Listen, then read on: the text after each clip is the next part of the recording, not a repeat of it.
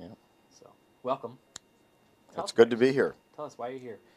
Well, I've come over to do several different educational cultural programs at schools and colleges throughout Israel, from the far north to the desert south. And each day we would do a couple of presentations, sometimes at the same place, at the same school, or we would do one in the morning in, say, a high school, and then in the afternoon at a college, or vice versa. So I had a chance to work with both Jewish and Arab students at all of these places.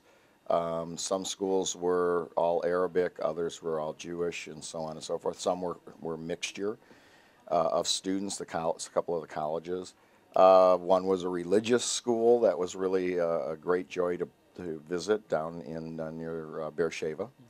So that's what we're doing. We're doing poetry programs, consulting with teachers, giving them ideas on ways to incorporate creativity into their English classrooms to make it more interesting for the students and also more interesting for them. So, what was the most meaningful thing that happened during your trip? Well, I mean, it's almost cliche to say everything was. Right.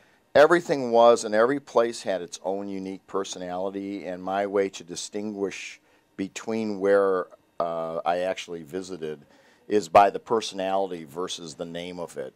As you heard when I slaughtered the name of the local bookstore, I probably would do that with the schools, but I remember the people and the teachers and the students that we met in various places. Now, with that said, one of the very, very unique visits was down to the school that is in the desert in the Negev, which is a religious, Jewish religious school.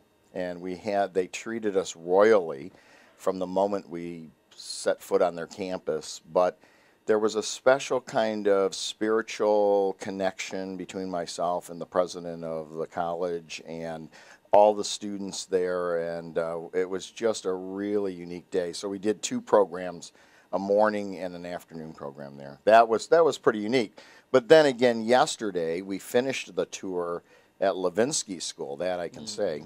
I mean, that I can say at Levinsky School, and that was really unique. Now, that was a school that had Arabic and Jewish students together in like a teacher's college, and they all responded favorably, and we had a wonderful time there. Well, I learned a lot of different things, and this was I mean, all the trips were, had memorable moments and everything, but I think as an overall string of different venues and schools and different types of students, this was probably one of the more eclectic and strongest, and not just because of the way it was put together, but because of the response we got at each place was just overwhelming in that way. So I would say that this particular trip had great continuity, but again, because of the students that we met and the teachers along the way, it was just kind of, while none of the technology worked, the way that we would wanted it to, which I was thinking about it as I was sitting here, it doesn't at home either. I have to do this in my own classrooms at Wayne State University in Detroit. You plan something, you push a button, it doesn't happen. Right. But while all that happened, the involvement of the students and everything was just way over the top. It was great. It was so in that sense, I think it was probably the most rewarding. Good. We really appreciate that. Hey.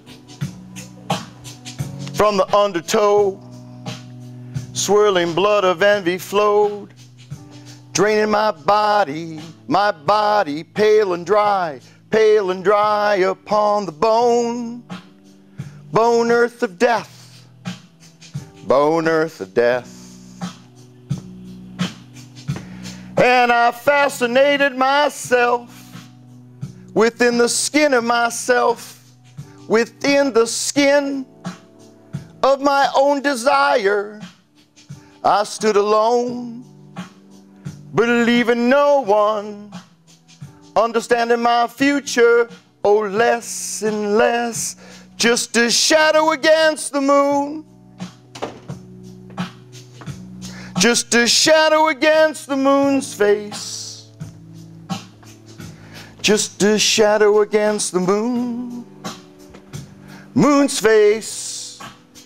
The moon's face. The moon's face. The moon's face.